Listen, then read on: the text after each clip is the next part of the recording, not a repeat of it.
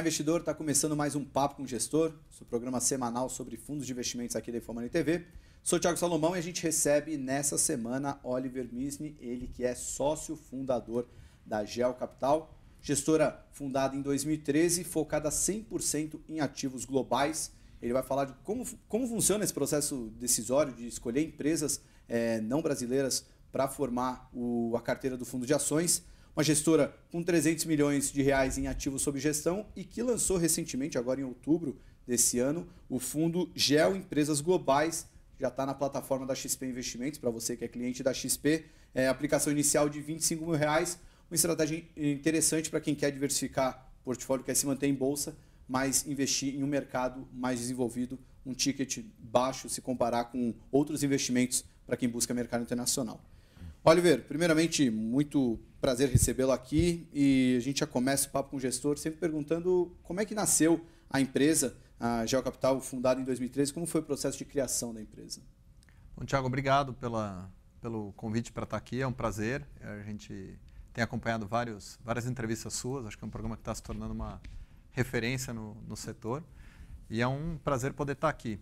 A ideia de montar a Geo, ela veio de uma conversa dos sócios fundadores lá atrás, que queriam encontrar uma forma de investir o próprio dinheiro em ações de empresas de qualidade fora do Brasil. Então ela começou quase como um projeto de como será que a gente investe o nosso dinheiro diretamente em ações lá fora. E a gente começou em 2013 com uma ideia geral do que ia fazer e ao longo desses 4 anos fomos formalizando cada vez mais qual é o tipo de empresa, o tipo de processo e documentando isso melhor. E é uma empresa que trabalha de forma muito processual e estamos no 5º ano, né? Estamos com 4 anos e meio aí, completos, e acho que o processo evoluiu bastante. A gente pode falar um pouquinho disso, acho que talvez a coisa mais interessante da companhia é como que a gente consegue achar essas empresas lá fora e como que a gente consegue selecionar o que olhar e o que não olhar. Né? Olhar Global Equities é um mercado gigantesco, tem 60 mil empresas listadas fora do Brasil. Às vezes a gente não se dá conta que são tantas. Né? Então, acho que o primeiro desafio que a gente teve foi pensar o que escolher olhar e o que escolher não olhar. E a gente vai olhar muita coisa de forma mais rasa ou pouca coisa de forma mais profunda. E é a cara nossa da equipe da Geo, são 13 pessoas já, e acho que é a nossa cara e a cara da Geo olhar um número menor de coisas com mais profundidade. Então, são 13 pessoas e quantas atuando diretamente no processo de análise e quantas pessoas estavam na fundação da Geo? Você é um dos fundadores. Quantos estavam na fundação e quantos estão até hoje lá? Ótimo. Os sócios fundadores da Geo hoje são 3. Além de mim é o Pino Seni, que trabalhou na Grifo por muitos anos e que hoje cuida da área comercial principalmente. O Daniel Martins, que trabalhou na Goldman Sachs e no Lazard, e que fez MBA em Harvard e está com a gente também desde o começo e está na área de investimentos. E estamos juntos os 3 praticamente desde do D0 ali. E acho que temos formações super complementares. Vale a pena falar do time de investimentos. A gente tentou montar um time que tivesse, em parte, ou vivido fora ou estudado fora. E as credenciais do pessoal que você vai encontrar na Geo é a mesma credencial que você vai encontrar numa gestora muito boa em Nova York. É um pessoal formado em Harvard, em Wharton, em Columbia, em Stanford. E a gente foi procurar esse pessoal, são todos brasileiros, mas todos brasileiros que você poderia encontrar numa gestora que estivesse em outro lugar. E por acaso, estamos em São Paulo. Legal, muito bom. E, bom, falando um pouquinho do processo de seleção, você já disse que tinha que escolher entre ficar raso em várias empresas ou se aprofundar em algumas. Como é que é esse processo de seleção? A gente conversa muito com gestores de ações brasileiras. Acredito que alguns pontos são similares, mas deve ter algumas características bem peculiares de quem investe só em ações globais. Né? Então, acho que certamente tem coisas diferentes. Né? A gente, por olhar um universo muito grande, tem o privilégio lá fora de escolher um estilo mais, vamos dizer assim, preciso, né? Ou mais específico, e não abrir mão dele. O que a gente escolheu para trabalhar é um estilo que combina foco na qualidade das empresas, eu diria que essa é a principal preocupação nossa, mas que também leva bastante em conta o preço em que elas estão, ou valuation. Então, a primeira questão é saber dizer não para todas aquelas companhias que não passam num sarrafo nosso de qualidade que é muito alto. E como são muitas empresas, a gente não tem nenhum problema de dizer não para uma que passou por 9 itens, mas não passou pelo 10º item. Não tem problema, tira lá fora que vem uma outra, e vem uma outra, e vem uma outra. Então, ao longo desses anos, a gente foi varrendo o setor procurando empresas que têm 3 características. Que tenham um poder de preço muito consistente ao longo do tempo e muito forte, e que a gente acha que continua se preservando ao longo dos próximos anos. Então, em geral, elas têm que ter alguma coisa única e muito difícil de replicar. Né? Que elas tenham também perspectivas de continuar crescendo dentro daquilo que elas fazem. Então, a gente tenta evitar empresas que estão dependendo de muita novidade. Para a gente é mais interessante alguém que tem 300 lojas e está abrindo a loja número 301, 302, 303, do jeito como ela vem fazendo as primeiras 300. E que tem a cultura de dono, que é uma coisa que quer dizer coisas diferentes para pessoas diferentes. Né? Não adianta falar cultura de dono, tem gente que imagina empresa que o dono manda e é rápida e ágil. Tem outro cara que pode achar a cultura de dono uma empresa que é eficiente. Acho que depende do... A gente tem uma definição muito específica de cultura de dono e a gente entende que é uma empresa que, ao mesmo tempo, consegue aproveitar o período de, vamos dizer assim, vacas gordas, guardando um pouco de dinheiro, né, não usando totalmente seu balanço, e aproveitar o período de vacas magras usando esse balanço. Então, tem alguma coisa de contraciclicalidade na alocação de capital dessas empresas que permitam que ela faça uma coisa que a gente acha que só um dono, nem sempre é o dono, né? Às vezes é uma cultura de dono. O dono já saiu há 60 anos. Tem companhias que têm 100, 120 anos, né, que a gente olha. Mas e tem outras que o dono ainda está lá. Mas são ações de dono, não é uma ação do funcionário que está preocupado com o bônus dele no final do ano. Um cara que num período de vacas gordas guarda dinheiro, é um cara que está pensando no ano 5, no ano 10. E o cara que no ano de crise usa esse dinheiro, é um cara que está pensando no ano 5, no ano 10 e não como é que ele vai ficar na foto. Então a gente procura esses 3 pilares. Então tem que ter o poder de preço, tem que ter crescimento, tem que ter essa cultura de dono. Aí você vai me falar, pô, mas é raro achar uma empresa que tenha tudo isso, né? É super raro. É 1 em 1000 que a gente quer. A gente quer 60 de 60 mil. E é uma curva forçada. A gente tem nossas 60, que a gente encontrou em 4 anos e meio. Se encontrar uma próxima, ela vai entrar, se ela for melhor do que as outras, e sai a pior. Então, cada ano que vai passando, nosso interesse não é ir aumentando o escopo de cobertura, mas sim entender cada vez mais profundamente desse número limitado de empresas que a gente escolheu seguir. Olha, tem muita pergunta que está surgindo, mas eu vou tentar me manter ainda no processo de seleção, que eu achei muito legal o estudo que você falou. Um dos pontos que, já conversando com alguns gestores que também fazem investimento no mercado internacional, eles não faziam 100% disso, mas também demandava um pouquinho de esforço nisso, e falam que uma das vantagens de, mesmo sendo brasileiro, investir lá fora é um pouco mais a isonomia de informação, né? Aquela coisa de você... Tem muito burburinho aqui no Brasil que é quase que raro lá, né? Quando você vai falar com o RI de uma empresa, ele vai falar exatamente aquilo que ele falou na web conference feita com o mercado inteiro. Nunca vai ter, já que você me ligou, vou te passar uma notícia aqui dentro da empresa. Isso, de fato, ajuda bastante na hora da tomada de decisão. E ainda sobre isso, quanto tempo demora para maturar o investimento? A gente falar, essa é uma empresa que a gente gosta e essa agora faz parte da nossa carteira. Ótima pergunta. Acho que você atacar elas separadamente, né? Uma, então, sobre isonomia, né? E a outra sobre quanto tempo leva, que acho que são 2 coisas bem interessantes da gente falar. Acho que sobre isonomia, de fato, a experiência que a gente tem é de muita isonomia. Por exemplo, se a gente vai falar com o CEO de uma companhia, ou vai visitar uma fábrica, ou vai na loja, é sempre marcado através do RI. Não é uma coisa assim, eu tenho um amigo que vai me levar e tal. E o próprio pessoal que a gente conhece das faculdades que a gente fez fora, ou do rede de contatos que a gente teve ao longo dos anos, que trabalha numa companhia também tem um acordo de cavalheiros. Ele remete a gente ao RI e a gente também vai ao RI. Então, acho que sim, é verdade pelo menos na experiência que a gente teve até agora, o que você também está ouvindo dos outros gestores, você chegar numa empresa grande, listada nos Estados Unidos e que muita gente cobre, fica mais equilibrado. O cara não vai falar para a gente nada que não esteja falando para o outro, não vai falar para o outro nada que não esteja falando para a gente. Isso dá um jogo de equilíbrio.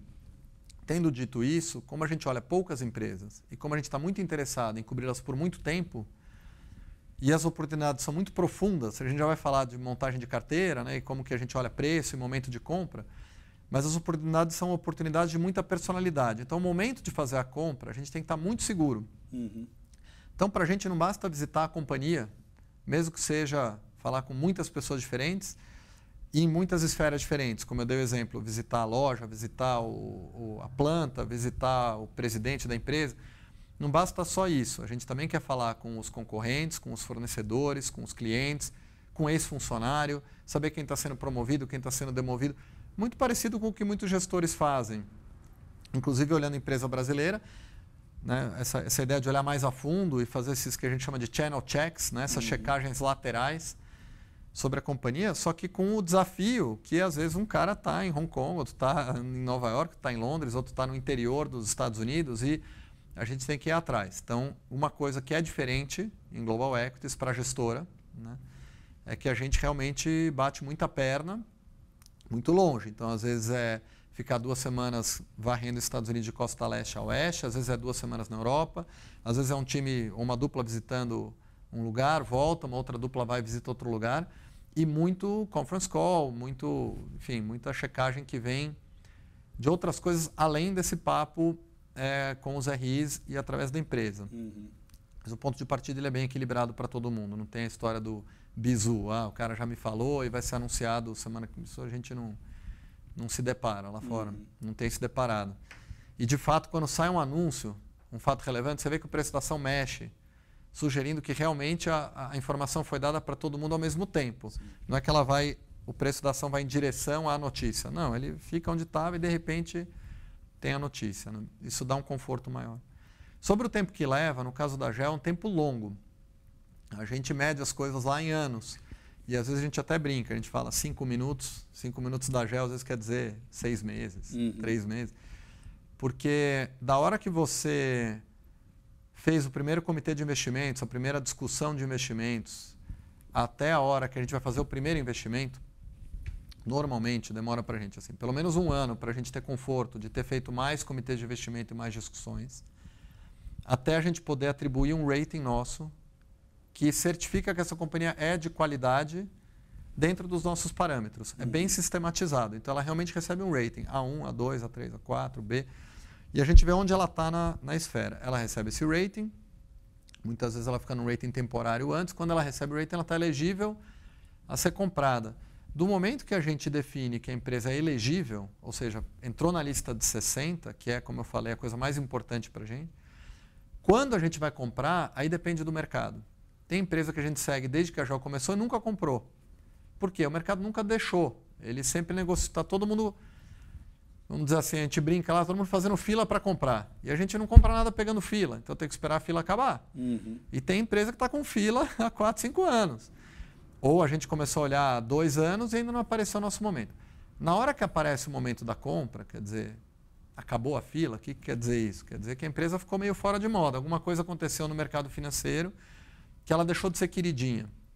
E apesar de ser uma super empresa, às vezes o mercado temporariamente esquece dessa visão de super empresa, que prevalece 80% do tempo, 8 anos de cada 10, o pessoal fala, essa empresa realmente, empresa incrível. E o mercado fala, não, quer saber, ela está numa fase ruim, eu não sei quando vai voltar, eu não enxergo o trigger, vai ter alguns trimestres que ela está reestruturando alguma coisa interna, ou está fazendo um investimento, o resultado vai cair por um tempo. Se a gente acha que não mudou nada, e o preço da ação caiu por causa disso, esse é o ponto de entrada nosso. Então a gente diz que quem escolhe o quê não escolhe o quando. Né? Se a gente escolheu que a gente quer essas empresas baratas, eu não sei quando a gente vai comprar, depende dos outros. Mas quando o mercado decide que não quer mais aquela empresa, aí a gente entra com o nosso processo e daí a importância, como eu estava falando no começo, de ser um processo. Porque é muito difícil para uma pessoa, na minha opinião, para um ser humano, como eu, como todo mundo, como toda a equipe da GEL e de todas as gestoras, encarar uma contramão de mercado. Né? Você tem que ter um sangue frio muito grande. Na hora que está todo mundo correndo pela porta e falando, não quero mais, esse ativo, a ação está caindo, como é que você sabe se está na hora de sair correndo junto porque realmente aconteceu alguma coisa? Ou se essa é a hora de entrar. Porque se essa é a hora de entrar, é a hora que você mais ganha. E a gente brinca que a GEL acumulou alguns troféus. Né? Algumas performances que a gente teve muito boas, 50%, 60%, 70% de ganho. Em algumas ações que a gente teve, a gente conseguiu comprar fora de moda e vender quando já estava de volta na moda. E são empresas que no longo prazo a gente espera ganhar talvez 10%, talvez 12% ao ano, pelo intrínseco do negócio, mas por ter comprado ela bastante fora de moda e ter vendido de volta na moda, teve uma estilingada, que a gente pegou já algumas repetidas vezes com algumas companhias, e que nos sugere que, de fato, seguir esse processo de fazer checagens de forma fria e estar pronto para atuar no momento do calor, com base no que você já tinha combinado antes com você mesmo, tem funcionado super bem. Então, é essa combinação da qualidade que eu estava falando com esse momento da compra, né? Esses pontos de entrada e saída. Né? Às vezes é tão importante vender uma empresa quanto comprar. Às vezes é mais difícil vender do que comprar, né? Porque o ponto de entrada a gente encontra, mas o ponto de saída que é às vezes mais complicado encontrar. Né? Já me surgiram várias perguntas, Oliver. Eu vou tentar colocar todas num cesto só para ver se a gente consegue. A primeira, aliás, eu até pedi para a produção colocar na tela o gráfico da Disney. Essa já está na tela ali? Aí, ó. Esse gráfico, Oliver, está na carta de vocês, a última carta trimestral. Eu queria que você falasse um pouco, porque acho que a frase que gestor de Value Invest adora usar é o sola de sapato. E aí mostra todo o período da Disney, que é uma das principais participações do fundo nesse momento, o histórico dela e todas as visitas, né? Não sei se a letra está muito pequena para quem está assistindo, mas mostra lá a visita da Disney, visita concorrentes, visita empresas do setor, enfim.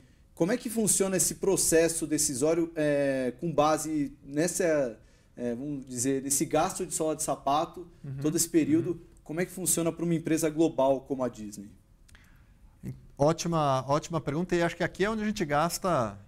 Esse é o maior trabalho, né? Nosso. Quer dizer, o que a gente olha no fim é a pontinha do iceberg. Aqui é ótimo, a gente conversa sobre tudo que. Toda a síntese de tudo que já aconteceu, mas na hora do vamos ver de arregaçar a manga, é achar as pessoas que a gente vai visitar, é saber o que a gente quer perguntar para cada um e saber quais são as dúvidas. Então, acho que o processo, na verdade, começa com a gente pensando o que, afinal, a gente quer saber. Né? Porque é um oceano de informações. Quer saber sobre Disney? Quanta coisa tem para saber sobre a Disney? Só o 10K da Disney, né, que é o relatório dela, o relatório anual que ela reporta para CVM americana, né, para a SEC, ele tem lá 150, 200 páginas de informação todo ano, depois tem atualização trimestral e tem todos os calls que ela faz com o analista. Só daí já tem um monte de coisa.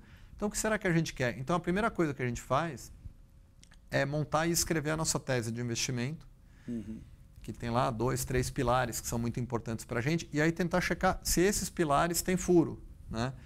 Então, as visitas que a gente escolhe fazer, ou calls que a gente escolhe fazer, elas são muito direcionadas. Então, se a gente está com dúvida, por exemplo, a Disney é uma empresa que é dona de uma série de franquias. Algumas que a gente está mais, já sabe intuitivamente, né? Ela é dona dos parques de Orlando e do parque da Califórnia, e de um monte de desenho animado e filmes e personagens, né? Do Frozen e do Cars e de tudo que a gente já vem na cabeça quando você fala de Disney. Mas ela também é dona da franquia Star Wars e da Lucasfilms. Ela também é dona de uma série de franquias esportivas através da ESPN, que também é dela. E tem uma série de outros ativos que ela tem, que ela também explora. Né? E um dos questionamentos que a gente não tem conseguido derrubar, então a gente continua achando que eles são verdades hoje, em 2017, é que o conteúdo que a Disney tem e essas franquias que ela tem são muito relevantes para o consumidor final. Né? Então, se você está assistindo TV na tua casa e escolhendo o que assistir, ou se você está numa agência de viagens escolhendo qual parque ou qual cruzeiro visitar, né, nas tuas férias, A gente tem uma hipótese que você, quando quer uma coisa da Disney, vai achar essa coisa da Disney, independente de através de qual canal você tem que chegar. Né? Então você não combina uma viagem, vou para Orlando visitar parques temáticos e chegando lá vou decidir qual está mais barato e lá eu vou. Não é assim que a gente faz. A gente fala, eu vou para a Disney. E aí você vai para a Disney, chega lá e paga o preço que está escrito. Então ela tem um poder de preço contra a gente. Né?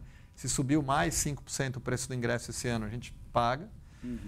E o mesmo vale quando a gente quer assistir um determinado conteúdo, o próximo filme do Star Wars, que lança mês que vem. A gente vai descobrir em qual cinema ele está e vai. Não é que a gente foi no shopping que a gente gosta e viu o que estava passando. A gente foi ver Star Wars. Então esse poder de preço, ou essa atração que os ativos da Disney têm, da companhia Disney, né, tem, a gente acredita que eles são muito fortes. E o mercado financeiro começou a questionar justamente esses itens. Então as visitas que a gente fez e as ligações que a gente faz são ligadas a isso. Então às vezes é o concorrente, é saber se você...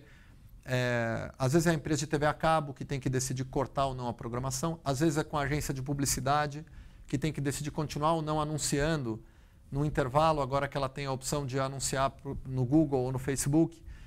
Então, esse é o trabalho. E você pode ver pelo gráfico, achei interessante você puxar esse gráfico, que realmente é o âmago do nosso trabalho. Mesmo não lendo todas as palavrinhas e tudo que tá acontecendo, o fato é que são muitas interações sem a gente saber. Né? Imagina como que tem que ser uma paciência que a gente tem no trabalho, sem saber se a gente vai ser dono da Disney no próximo ano, ou se vai levar 8 anos ou 5 anos para ser dono. Porque, como eu falei, quem vai decidir quando a gente vai ser dono da Disney é o mercado.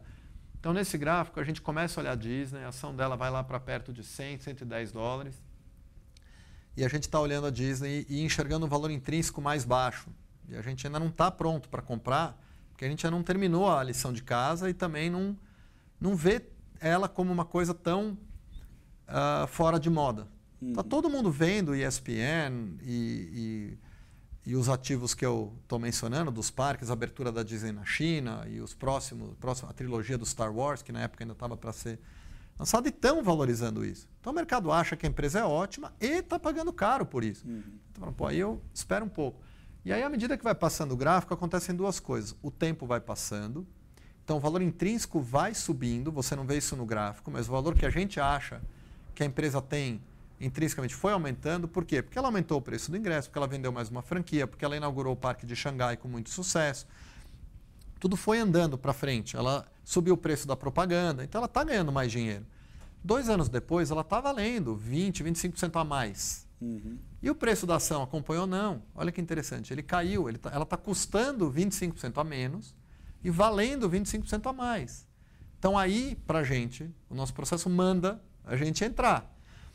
E para garantir que a gente entre de fato, porque é um momento difícil, né? Você sabe como funciona o mercado financeiro, essa é a hora que todos os brokers estão falando, fica atento, tem mais gente recomendando vender, os múltiplos da companhia deram uma comprimida, a ação caiu. A gente brinca que as pessoas confundem o passado com o gerúndio. Então, em vez da pessoa falar a ação caiu, a pessoa fala a ação está caindo. Quem é que sabe para onde a ação está indo? A gente não sabe. Então, o nosso processo e o sistema que a gente montou tem um algoritmo que nos avisa, ele avisa aqui no celular, inclusive no aplicativo da GEL, que é para uso interno, para nos ajudar a fazer isso. Ele fala assim, você não me disse que a Disney era rating tal? E você não disse que nesse preço ela estaria super barata? E o teu algoritmo de investimento não diz que nesse momento você deveria ter uma posição desse tamanho?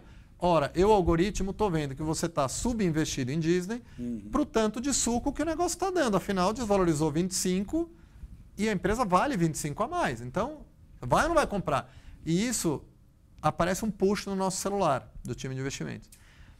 E esse algoritmo tem nos ajudado muito, porque tem horas que a gente queria ser um robô e tem horas que a gente queria ser uma pessoa. Então, poder ter os dois no time, um pouco de algoritmo e, vamos dizer, um computador processando uma coisa de forma fria. E ele não está incomodado se eu estou num dia bom, um dia ruim. Ele me fala a real. Então, ele fala, poxa, tinha que comprar. E a gente, confrontado com essa informação, volta para aquele desenho dos pilares e pensa, todas essas conversas que eu tive, mantém esses pilares, o valor da franquia continua aí, o jeito como a gente enxerga, poder de preço, crescimento, cultura de dono, continua aí, nesse caso, continuou aí. Né? Não posso dizer para frente, mas hoje continuou aí. Continua aí. E o valuation que a gente vê para daqui a 5 anos, a gente faz várias métricas diferentes, continua dando esses extremos de preço muito caro, preço muito barato, é mais ou menos isso? Mais ou menos isso. Então tem que comprar. Então assim a gente foi comprando, e foi assim que Disney se tornou a maior posição do fundo nesse 30 de setembro de 2017, que a gente publicou a carta. Por conta desse processo, ela ainda vai ser essa posição muito grande? Até quando? Ela vai continuar tendo esse mesmo rating, sendo uma empresa de qualidade? Até quando? Eu não sei, a gente vai continuar visitando e se a gente conversar daqui a 2 anos, vai ter mais um monte de interações e o mercado vai dizer se a gente zerou tudo ou se a gente ficou muito grande ou o que aconteceu em que período. Então é um processo super disciplinado e super documentado e aí comparado sempre com esse algoritmo que é o que a gente diz que vai fazer, a gente conta para o computador. E aí ele nos põe contra a parede quando é hora de pôr contra a parede. Entendeu? Ele não decide nada sozinho, mas ele nos põe na situação de desconforto quando um humano não gosta. Né? Essa ideia de algoritmo é original? Vocês pegaram? Porque eu nunca tinha ouvido falar dessa... Eu sei que existe muitos gestores de Value Invest que tomam algumas decisões quase que robóticas, né? Seguindo algumas doutrinas, mas eu nunca tinha visto um algoritmo desse tipo. É normal? É algo que vocês trouxeram de algum outro lugar? Cara, a gente tem uma visão, a gente na GEL está sonhando super grande, né? A gente resolveu inventar um negócio em São Paulo, que era uma empresa focada só em Global Equities, de empresa grande, market cap gigante, super líquida e tentar encontrar uma coisa que funciona. E eu acho que para um sonho desse tamanho, a gente tem que pensar, enfim, a gente tem que se colocar no mesmo nível que qualquer grande gestor de ponta, em qualquer lugar que ele esteja no mundo, nesse mesmo mercado. E eu acho que com a facilidade que é hoje você usar a tecnologia e o preço caindo de tecnologia, acho que a gestora, que está fazendo exatamente o que a gente faz, não posso falar dos outros, que não conseguir conciliar comportamento humano com tecnologia, ela acaba ficando para trás no nosso mercado. Tá? Não estou falando de nenhuma outra estratégia, mas na nossa, qual é o problema disso? Se você é só pessoa, você está competindo com o teu poder computacional pessoal e teus vieses, o teu medo de comprar na hora que está fora de moda, o teu medo de vender, como você bem falou. Às vezes é mais difícil vender uma coisa que está subindo, que na verdade não sabe para onde está indo, mas subiu e está super cara e super querida. Quem vai te mandar vender? Você mesmo? Sério? Você vai se olhar no espelho e vai ter essa frieza? Tomara. Mas caso você não esteja, vai vir um lembrete para você no teu celular. Então, eu acho que essa combinação ela é necessária para a gente, para que a gente tenha o máximo do que uma pessoa consegue fazer, que é bater perna, conversar com outras pessoas, extrair informação humana, que isso no computador não é bom, mas com o poder computacional e com as regras descritas que a tecnologia de hoje já nos permite. Então, eu penso até quase que ao contrário. Não fazer isso hoje no nosso business... Como que eu vou ter coragem de dizer que eu tenho uma super empresa de Global Equities daqui a 5, 10 anos? Então, está sempre correndo atrás. A gente pode parecer um bicho super único aí em São Paulo, mas tem muitas empresas como a nossa pelo mundo. E elas se levam super a sério, assim como a gente se leva super a sério. Então, assim, eu respeito... Se tem uma coisa que eu aprendi, né, na minha experiência, tem vários jeitos inteligentes de investir. Para vários deles é melhor o comportamento mais humano, para outros é melhor o algoritmo. No nosso não é bom só o algoritmo e nem bom só o ser humano. Acho que é importante a interação dos dois. Por que eu estou te falando isso? Porque se você faz só value investing, basta você ter uma personalidade, basta você gostar de ser contra a corrente. Se você faz só quality investing, que é procurar as melhores empresas e não olhar tanto para preço, basta você ter uma personalidade, a personalidade que busca qualidade. O nosso, ele é um misto, ele é um híbrido. Eu quero empresa de qualidade, então eu tenho que estar nesse mindset, nessa personalidade. Mas no momento de compra, eu tenho que tirar uma personalidade, pôr a outra e falar, agora eu sou contrarian com relação a preço. Quem é que consegue fazer isso sozinho, numa equipe, de forma estruturada, e ainda poder voltar e validar se o que a gente decidiu está certo ou errado, né? Parte da nossa obsessão, que a gente nem falou aqui, mas acho que é importante falar, é experimenta, vai até o fim com a decisão, documenta tudo o que aconteceu e depois de um tempo volta para julgar o que estava certo e o que estava errado.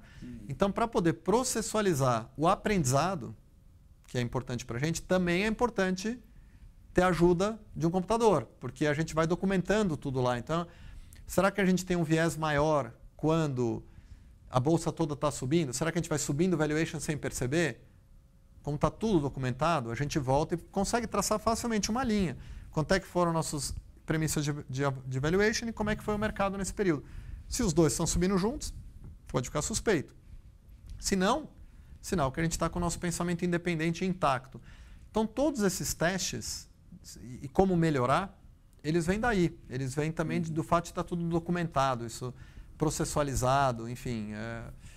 Isso tem nos ajudado muito. Muito interessante, porque eu realmente, não sei se todas as gestoras fazem isso, mas pelo menos poucos gestores, para falar nenhum gestor, já compartilhou uma experiência dessa, pelo menos gestores value investors. Né? Achei bem legal. Bom, só para finalizar, nosso tempo já está acabando. A pergunta final que eu queria fazer você disse que muitas empresas entraram na lista de qualidade, mas o mercado não deixou comprar. Queria saber quais são essas empresas e até da outra forma, quais empresas que o mercado chamou para comprar, mas acabaram saindo da lista de qualidade, enfim. Alguns papéis que ainda não entraram na carteira, mas vocês gostariam que entrassem, o mercado que não deixa, e outros que iriam entrar, mas acabaram deixando de fazer parte, ou deixaram de fazer parte da qualidade. Muito bom, Thiago. Então, eu vou te pedir desculpa de ter uma política de não ficar nem torcendo para uma coisa cair, nem dizendo que a empresa é ruim. Então, assim, eu vou te falar de forma genérica, se for tudo bem. Porque eu não quero taxar nenhuma empresa de cara ou de ruim, porque quem é a gente para dizer que uma empresa é cara ruim. Mas o nosso modelo já teve, sim, alguns exemplos que eu posso te dar. A gente hoje, das 60 empresas que a gente cobre, a gente tem mais ou menos 40 delas que estão fora do nosso preço de compra. Então, tem um número grande de empresas e dessas tem talvez 20 que a gente nunca conseguiu comprar. Então, para te responder a pergunta, te pedindo desculpa de não dar o nome, mas tentando dar alguma coisa em troca, eu acho que tem uma parte grande da lista que a gente visita, encontra, e tem esse mesmo desenho da Disney de visita e olhou, e que a gente há 4 anos não tem. Dessa lista de 60, de cabeça aqui, vou te dizer, deve ter umas 20 que a gente está seguindo, investindo, viajando, fazendo todo esse trabalho e nunca entraram no portfólio. E a gente vai continuar fazendo exatamente a mesma coisa, porque são empresas de qualidade sensacional. E tem se tivesse uma plaquinha na parede da GEL, eu acho que seria: isso também passará. Quando está tudo bem, isso também passará. Quando está tudo mal, isso também passará. Então, para essas companhias, eu digo, se a qualidade se mantiver, eu acho que algum dia a gente vai conseguir comprá-las, porque essa situação de ser muito querida, né, de ser percebida como uma coisa que está sempre indo bem e que tudo bem que é caro porque vai ficar mais caro, ela passa. E a gente tem uma convicção muito forte disso, então a gente continua seguindo. E teve o outro lado também, quer dizer, empresas que, para a empresa que não é tão boa, ou que não passou no nosso crivo, a gente também tem uma frase para nos ajudar, que é assim: aí não tem barato o suficiente.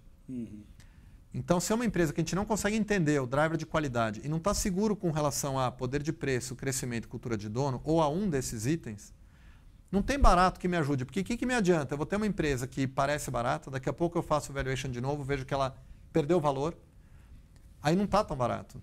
Entendeu? Aí parece que tem que ficar mais barato ainda. Então, correr atrás de uma coisa que a gente não sabe qual é o valor intrínseco no nosso modelo, a gente também tenta evitar. E isso é igualmente frustrante. Eu diria que, para mim, é até mais frustrante. Empresas que a gente visitou e trabalhou, analisou por 2 anos, e chegou no final, e, infelizmente, ela não está mais no sarrafo. A gente, todo fim de ano, agora estamos no fim do ano, vamos chegar agora no fim de 2017 e vamos pegar as empresas que são as piores ranqueadas do nosso ranking, vamos discutir, e ou algumas já vão sair ou vão ficar marcadas para sair assim que entrar uma próxima. Dá uma sensação péssima. A gente está seguindo essas empresas há 3, 4 anos. A gente visitou, a gente desenvolveu um relacionamento, é concorrente, fornecedor. Mas tem que ter esse desprendimento, porque senão como é que a gente garante que a nossa lista são as 60 melhores que a gente conseguiu achar? E como é que a gente garante que no portfólio só tem o que a gente quer comprar. E complementando essa tua pergunta, uma coisa que o nosso processo de investimento precisa ter para funcionar, e de novo, cada um é do seu jeito, então uma coisa que combina muito com a gente, não pode ser muito atrelado a nenhum índice, nem pode ser obrigado a estar 100% investido e nem pode estar muito ligado em quanto vai fechar o ano ou a quanto vai fechar cada índice. Então, mesmo a gente tendo tido períodos bem legais de performance acima de determinados índices, que dá um super orgulho para a gente, estando aqui, começando, o nosso objetivo principal é olhar o valor intrínseco da companhia e ter quando ela é um bom negócio e não ter quando é um mau negócio. Então, se não tem nada para comprar, no limite, não é o caso, vai ficando dinheiro no caixa. Então, o fundo pode ter caixa e ele vai ficando acumulando esse caixa, caso não tenha nada para comprar. Por quê? Porque o dia que aparecer para comprar, a gente quer ter o caixa para pôr para trabalhar. A gente não quer ser pego estando com uma coisa que a gente não queria ter, mas foi forçado a ter, ou porque estava no índice, ou porque precisava completar 100%. Então, ele precisa ser um fundo razoavelmente livre, para poder ter o que ele realmente quer ter. Então, ele não é um ETF, ele não tem que bater ou estar perto de um determinado índice lá de fora. Ele precisa ter essa liberdade de ter gestão ativa livre para funcionar bem, né? Porque é um fundo, como você viu aqui, de muita personalidade. Vai ter momentos de comprar um monte de uma coisa e vai ter momentos de vender tudo que a gente tinha daquela mesma coisa, né? Bom, vou deixar um recado final, deixar que você dê um recado final para todo mundo que assiste o Papo com o Gestor. Certamente, eu, pelo menos, quando termino a entrevista, eu falo, nossa, vou colocar esse fundo na carteira, né? E geralmente a gente fala com gestores que investem em Brasil. Então, esse recado final, eu queria que você desse para quem está assistindo, desse uma recomendação de por que vale a pena ter uma exposição em mercado internacional para quem quer investir em fundos de ações. Qual a grande vantagem de investir num fundo que tem exposição ao mercado de ações internacionais, fugindo um pouco de Brasil? Então, Thiago, acho que deve colocar dinheiro nesse fundo quem tiver uma preocupação de diversificar um pouco a sua carteira, pensando num prazo longo. Quem não deve, ou que tipo de dinheiro não deve vir para esse fundo? Aquele dinheiro de curto prazo que a gente sabe que vai usar em breve. Uhum. É muito ruim, porque ele está em outra moeda e porque ele está, como eu falei, procurando coisas que estão fora de moda. Então, a gente não fica tentando...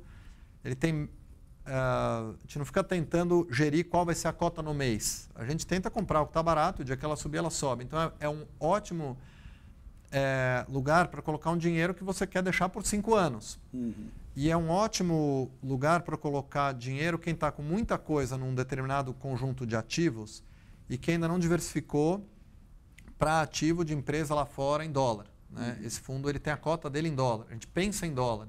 Mesmo que ela é cotada aqui em reais, você está diversificando de fato um pedaço do seu dinheiro. Você tem esse exemplo que você pegou, acho que é ótimo. Você tem um pouco de ação da Disney. Então, ela vai subir e descer diferente de outros ativos que tenham no Brasil. Então, resumindo, acho que esse é um fundo que o dinheiro que deve ser colocado nesse fundo, o tipo de investidor que deveria ser atraído por esse fundo, é um investidor que está pensando em diversificar, pensando num prazo longo. É isso. E nada de... Não dá para adivinhar muito no curtíssimo prazo, né? É um fundo para olhar um dinheiro que você quer deixar aí por 5 anos e para diversificar uma carteira maior. Legal. Bom, gostaria de agradecer o papo, Oliver. Parabéns, acho que a história da GEL é bem interessante, que essa história de investimentos, pelo menos, é legal ser a primeira, mas que venham muitas outras gestoras também que fazem o que vocês fazem, que é muito legal isso. Legal, obrigado, Thiago. Obrigado pelo espaço aqui. Isso. Bom, espero que vocês tenham gostado da entrevista. Semana que vem a gente volta com mais Papo com o Gestor. Até mais.